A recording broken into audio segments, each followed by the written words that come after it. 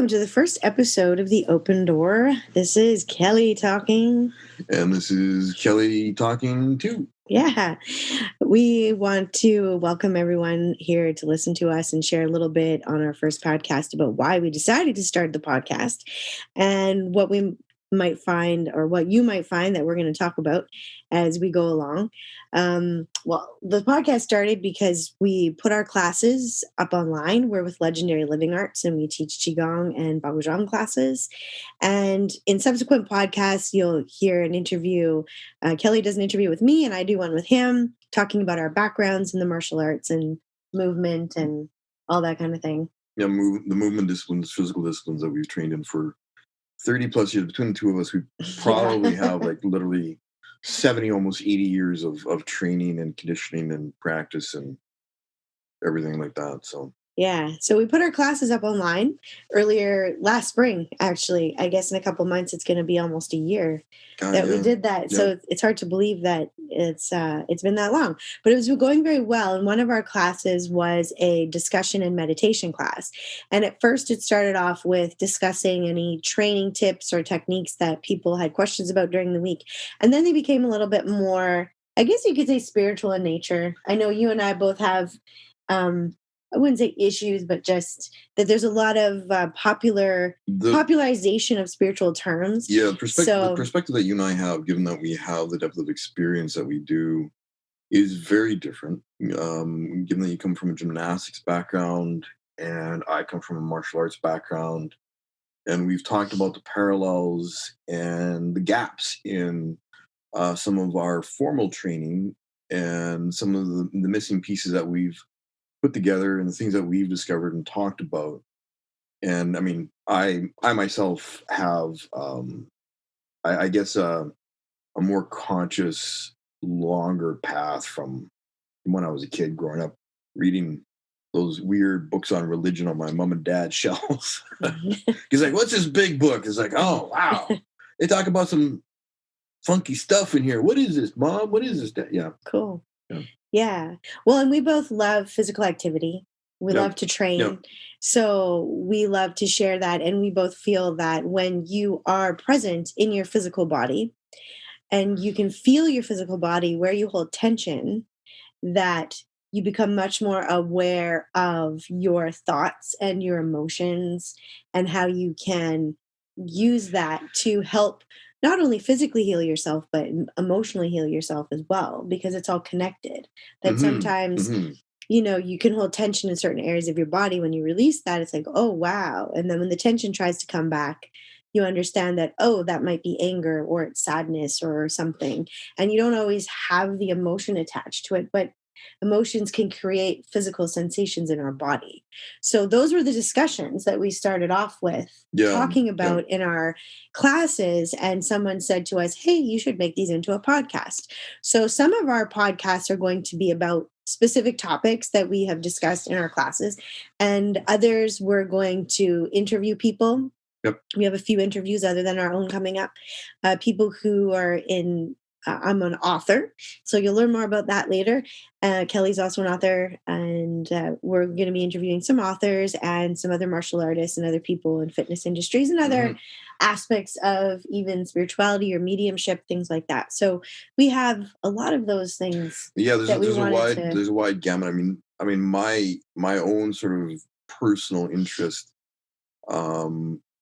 in the spiritual aspect of things and in life in general happened because I had asthma that almost killed me numerous times when I was a kid. And I would have out of body experiences, and when I get back into my body, be like, "Whoa, what was that? Like, what's going on?" There's like other parts of the universe and life that exist that we don't talk about. So why do we not talk about it? So I would go and investigate and do research, and literally spent my entire childhood living out in the country, just grabbing a bag full of books every Friday from the library and bringing it home and reading it all weekend. The things that I began to become aware of growing up from my martial arts training, from a lot of the things that I've trained in and practiced, especially the Chinese arts, there's a huge gap in the connection, the old or the ancient traditions of, the spiritual dimensions in the martial arts, because of the communist revolution and the cultural revolution, especially. The purges were very, very brutal in China, and a lot of the ancient connections to the spiritual aspects of training in the martial arts were either completely destroyed and then reinvented, or buried so deep and in hiding for such a long time that people have forgotten about them. Hmm.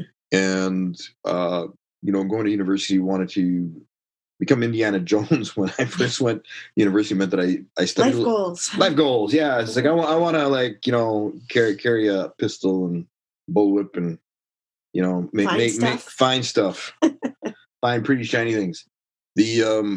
The reality of when you study archaeology and history, and I grew up in a family where history was a huge thing. So, well, and you love history, like you retain. Yeah, I love history. Like he's a walking history book. Really, you want to know about anything? My son loves asking me for help with his homework. Let's talk about the migration of the Etruscans and the Macedonians, and how Greece developed as a. You can rattle it off the top of his head. It's pretty accurate. How the Romans borrowed everything from the Greeks and the Macedonians.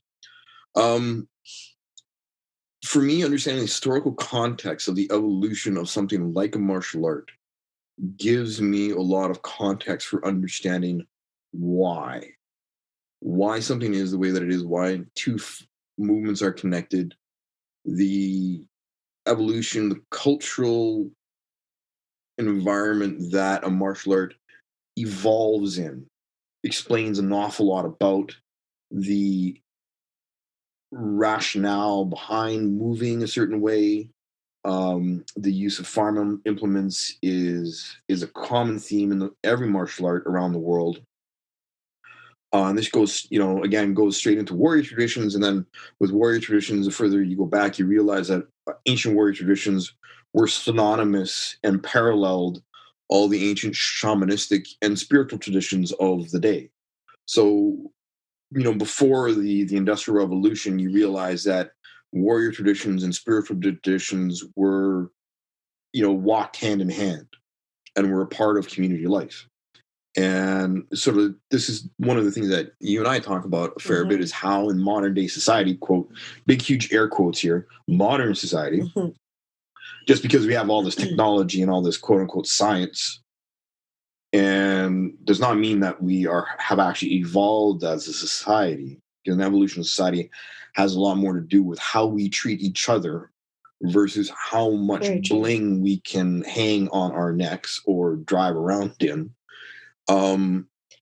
Because we've forgotten so much about how important it is to actually be connected to ourselves. Yep. We look outside of ourselves so much for validation, whether it's success in careers or success at school or wanting people to like us or being accepted by our family. Like, we look so much outside of ourselves for that validation that we've forgotten how important it is to look inside and accept who we are and how we feel, and that there's truth in that. Yep. And we don't have to always look outside. And I think our modern society, like you were saying, it's very much designed to pull us out of our body and to pull us into our head, thinking that we need this for whiter teeth. We need this to make more money. We need this because we'll be happy. And we're so outside of ourselves so much that we need to step back inside and say, do I really need this? Do I really need that? What is it that I really need?